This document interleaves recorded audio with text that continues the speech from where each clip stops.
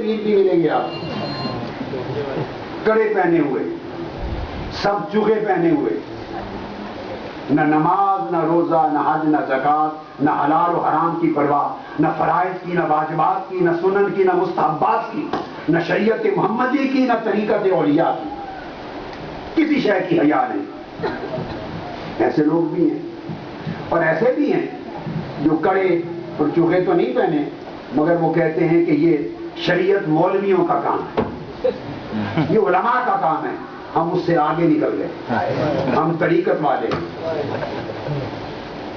شریعت سے آگے کوئی پیغمبر نہیں نکلا، ہر پیغمبر کو اللہ پاک نے شریعت کی خدمت کرنے، شریعت پر عمل کرنے، شریعت کی تبلیغ کرنے اور امت تک شریعت کو پہنچانے کے لیے بھیجا۔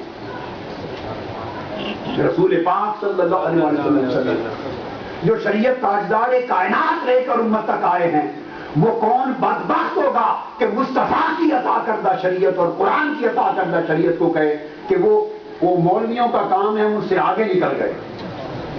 پھر آگے نکلنے کا مطلب تو وہ نکلنا ہے جو شیطان نکل گیا۔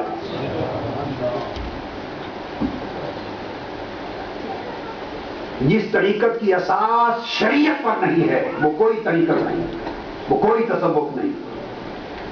جس دعوی طریقت میں شریعت کی مخالفت ہے، ترک شریعت ہے، وہ کوئی طریقت نہیں، وہ کوئی ولایت نہیں، وہ کوئی تصوف نہیں۔ اور اولیاء اللہ کا اجماع ہے، اگر کوئی شخص ایسے خوارق بھی پالے، میریکلز، اور ہوا میں اڑے اور پانیوں پر چلے مگر شریعت محمدی کا مخالف ہے، وہ شیطان تو ہو سکتا ہے، اللہ کا دوست نہیں ہو سکتا۔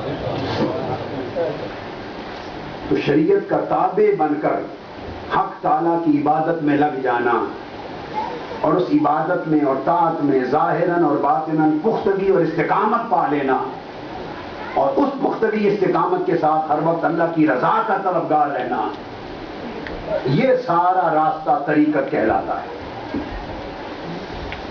یہ سارا راستہ طریقت کہلاتا ہے۔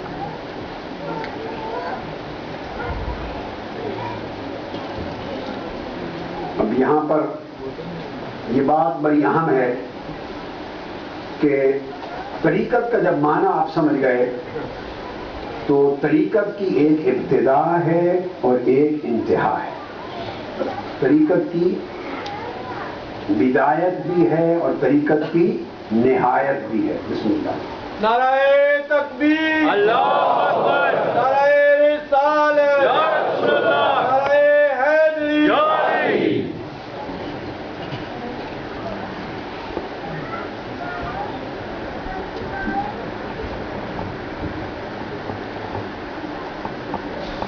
طریقت کی ابتدا یعنی بدایت وہ یہ ہے کہ جب آدمی شریعت کے بعد میں، شریعت میں مباحات بھی ہیں، رخصتیں بھی ہیں، اجازات بھی ہیں اور عزیمتیں بھی ہیں۔ انسان جب شریعت کے بعد جو پہلا باب ہے گزر کے طریقت میں آگے بڑھتا ہے تو اس کی ابتدا یہ ہے کہ وہ عزیمت کی راہ پہ گامزن ہوتا ہے اور اپنے اوپر عبادات میں مجاہدہ کو لازم کر لیتا ہے، طاعات میں مجاہدہ کو، ریاضت کو، زیادہ محنت اور مشقت کو اپنے اوپر جتنی اس کی نفس برداشت کرتا چلا جائے اس کی برداشت کو بھی بڑھاتا ہے ریاضات کے ساتھ۔ اس لیے اللہ رب العزت نے فرمایا الذین جاہدوا فینا، جو لوگ ہماری راہ میں مجاہدہ کرتے ہیں یعنی بہت زیادہ محنت کرتے ہیں۔ تو طریقت میں رخصتوں پر اکتفا کرنے کی بجائے، سہولتوں پر اکتفا کرنے کی بجائے عزیمتوں کی طرف بڑھا جاتا ہے، ریاضت کی جاتی ہے، مجاہدہ کیا جاتا ہے، ہر عمل کو اعلیٰ طریقے سے اس کی انجام دہی پر غور کیا جاتا ہے۔ ہر عمل کے کرنے کا نچلا درجہ بھی ہے، اعلیٰ درجہ بھی ہے، ادنا بھی اعلیٰ۔ طریقت میں اعلیٰ درجے کو لیا جاتا ہے، عمل کو اعلیٰ طریقے سے انجام دیا جاتا ہے، زیادہ سے زیادہ بہتر طریقے سے طاعت کی جائے، زیادہ سے زیادہ بہتر طریقے اور بہتر حال کے ساتھ اللہ کی عبادت کی انجام دہی کی جائے، بہتر سے بہتر طریقے سے اللہ کی یاد کی جائے، بہتر سے بہتر طریقے کے ساتھ مخلوق کے ساتھ معاملہ کیا جائے. تو ہر معاملے میں خواہ وہ معاملہ اللہ کے ساتھ ہے یا وہ معاملہ مخلوق کے ساتھ ہے، ہر معاملے میں احسن کو، کیا بہتر کو، کمتر کی بجائے بہتر کو اڈاپٹ کرنا، یہ ابتداء طریقت ہے. ہر معاملے میں بہتر کو اڈاپٹ کرنا یہ ابتداء طریقت ہے. اور نہایت طریقت کیا ہے؟ نہایت طریقت یہ کہ حضرت جنید بغدادی رضی اللہ تعالیٰ عنہ نے فرمایا کہ ہدایت کی طرف، اور مراد اولیاء اللہ نے لیا اللہ کی طرف، اللہ کی طرف لوٹ آنا، یعنی اللہ کی ذات کو اپنا ہر لحاظ سے مقصود، واحد مقصود بنا لینا، ہر خیر کا مصدر، منبع، مبتدا اللہ کو سمجھنا، اور ہر چیز کا مرجع اور منتہا اللہ کو جاننا، اپنا مطلوب، اپنا محبوب، اپنا مقصود اللہ کو جاننا، ہر چیز میں اللہ کی رضا کو پیش نظر رکھنا، اور ہر وقت یہ خیال رکھنا کہ مجھے پلٹ کے اللہ کی طرف جانا ہے، اللہ کی جواب دہی کا ہر وقت خیال رہے، اللہ کی حضور پیشی کا ہر وقت خیال رہے، اللہ کی رضا جوئی کا ہر وقت خیال رہے، اللہ کی بارگاہ میں پیش ہو کر حیا کا ہر وقت خیال رہے، اللہ کے لطف اور عطا کا ہر وقت خیال رہے، اللہ کی نعمت سے بڑھ کر اس نعمت کرنے والے پر دھیان رہے. تو ہمہ وقت اللہ کو مقصود بنا کے اسے مرجع و منتہا سمجھ لینا. فرمایا یہ طریقت کی انتہا ہے. سبحان اللہ. اس کو اولیاء اللہ نے قرآن مجید کی ان آیات کریمہ سے عرض کیا. فرمایا وَإِلَيْهِ يَرْجِعُ الْأَمْرُ كُلُّهُ، تمام امور بالآخر لوٹ کر اسی کی طرف جاتے ہیں. لہذا سالک طریقت کے باب میں اپنی زندگی کے ہر امر کو اللہ کی طرف لوٹاتا ہے اور اس پر اس کی رضا قائم ہو جاتی ہے، توکل اور تفویض کی طرف لے جاتا ہے. وَإِلَيْهِ تُرْجَعُونَ، تم سب اسی کی طرف لوٹائے جاؤ گے. تو طریقت میں سالک جب اسی زندگی میں اپنے ہر حال کو، ہر طلب کو، ہر خواہش کو، ہر آرزو کو، ہر عمل کو اللہ کی طرف لوٹا دیتا ہے تو اس کا مطلب اس کی طریقت نہایت کی طرف جا رہی ہے. اور فرمایا اِلَىٰ رَبِّكَ مُنْتَهَاهَا، اے محبوب صلی اللہ علیہ وسلم ہر کام کی انتہا اور منتہا آپ کے پروردگار ہی کی طرف ہے. اس سے اولیاء صوفیاء نے طریقت کی نہایت کو اخذ کیا ہے. اور ایک معنی صوفیاء کرام نے یہ بھی لیا ہے کہ طریقت کی نہایت یہ ہے کہ بندہ اپنی بدایت کی طرف پلٹ جائے. طریقت کی نہایت یہ ہے کہ بندہ اپنی بدایت کی طرف پلٹ جائے. اب آسان جملہ کر دیتا ہوں. انہوں نے کہا کہ طریقت کی انتہا یہ ہے کہ بندہ اپنی ابتدا کی طرف پلٹ جائے. انتہائی طریقت یہ ہے کہ بندہ اپنی ابتدا کی طرف پلٹ جائے. اب ابتدا سے کیا مراد ہے؟ مراد ہے کہ جس حال میں بندہ ماں کے پیٹ میں تھا، جب اللہ رب العزت نے اسے پیدا کیا، هُوَ الَّذِي يُصَوِّرُكُمْ فِي الْأَرْحَامِ كَيْفَ يَشَاءُ، اس وقت کوئی تمہاری مرضی کار فرما تھی؟ واہ واہ واہ. توکل، رضا اور تفویض میں بندہ اس حال کو پلٹ جائے جیسے رحم مادر میں تھا، ابتدا میں تھا.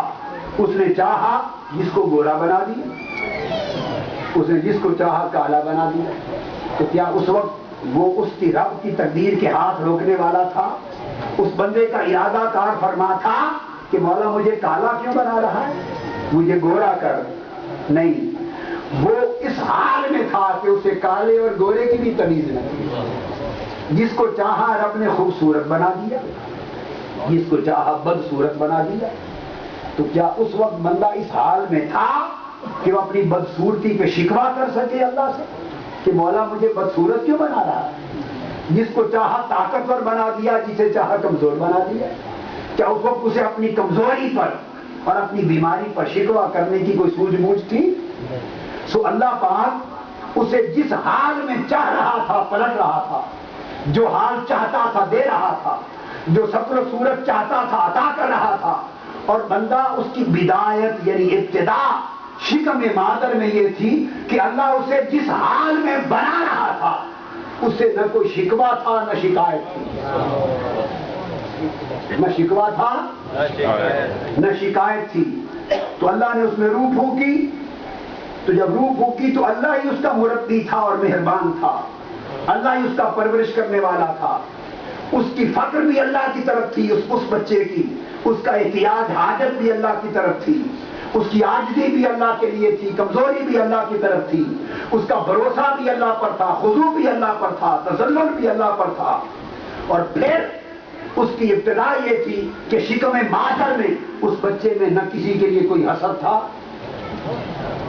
نہ کوئی کینہ تھا، نہ کوئی بغض تھا، نہ کینہ پروری تھی، نہ خود پسندی تھی، نہ تکبر تھا، نہ صفات مذمومہ میں سے کچھ تھا.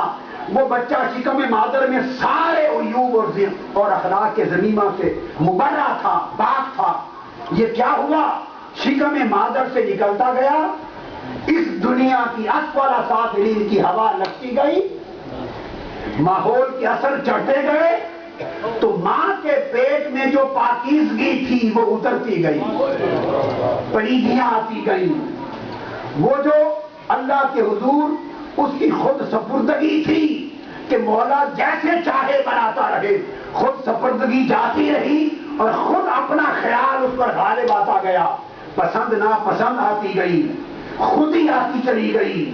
اپنے معاملات کی اپنی کا خود دیکھ بھال آتی چلی گئی. جب اپنی دیکھ بھال کرنے والا بنا تو مولا کی دیکھ بھال سے اس کا دھیان ہٹتا چلا گیا. اپنے نفع نقصان کا خود مالک بننے لگا تو مالک مولا کے نفع نقصان کا دھیان ہٹتا چلا گیا. سو اس کی ابدیت جاتی رہی اور شوائب نفس اس کے آتے رہے. تو سب جب بندہ جو بڑا ہوتا چلا، اس لیے جب بچپن میں بھی معصوم بچے ہوتے ہیں تو ان میں یہ برائیاں نہیں ہوتی، یہ برائیاں نہیں ہوتی. پھر اور بڑے ہوتے چلے جاتے ہیں، برائیاں نہیں ہوتی. جو جوانی کی طرف بڑھتے ہیں، شعور بالغ ہوتا ہے. یہ شعور نفس کا شعور ہے، اسفل سافلین کا شعور ہے. نفس سے امارہ جنم لیتا ہے، وہ اس کو سوجھ بوجھ دیتا ہے. تو اس کا وہ شعور کامل جو پاک صاف شکم مادر میں حالت ابتدا کا تھا وہ جاتا رہتا ہے. اور نیا دنیا کا شعور جس میں دنیا بھی ہے، نفس بھی ہے، شیطنت بھی ہے، حرص بھی ہے، لالچ بھی ہے، تکبر بھی ہے، غصہ بھی ہے، اب وہ برتن بھی توڑنے لگتا ہے. پہلے کیا تھا؟ زیادہ سے زیادہ بھوک لگی، دکھ نے ستایا تو رو پڑا، اور ماں نے اٹھا کے سینے سے لگایا تو چپ کر گیا. بس یہ اس کی کل کائنات تھی. اب وہ اسی ماں کے ساتھ ٹانگیں بھی مارنے لگ گیا ہے. اب برتن بھی توڑتا ہے، لڑائی جھگڑا بھی کرتا ہے، میں بھی کرتا ہے. یہ جب سے میں آ گئی اس میں تب سے وہ پہلا شعور حالت بدایت کا جاتا رہا اور نفس امارہ کا آتا رہا.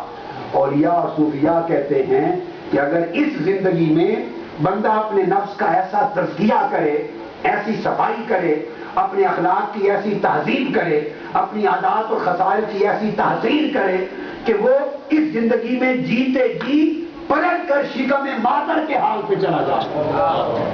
یعنی رہے تو عاقل و بالغ ہو کر مگر اپنے سارے معاملات مولا کے سپرد کر دے.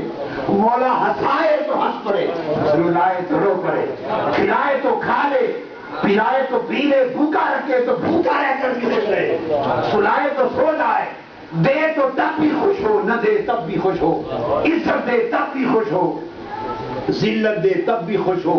نہ شکوہ کرے، نہ شکایت کرے، نہ تکبر کرے، نہ کسی کے ساتھ زیادتی کرے. اگر بندہ اس زندگی میں اپنی صفائے قلب، تزکیہ نفس اور تہذیب اخلاق کے طریق سے پلٹ کر اپنی بدایت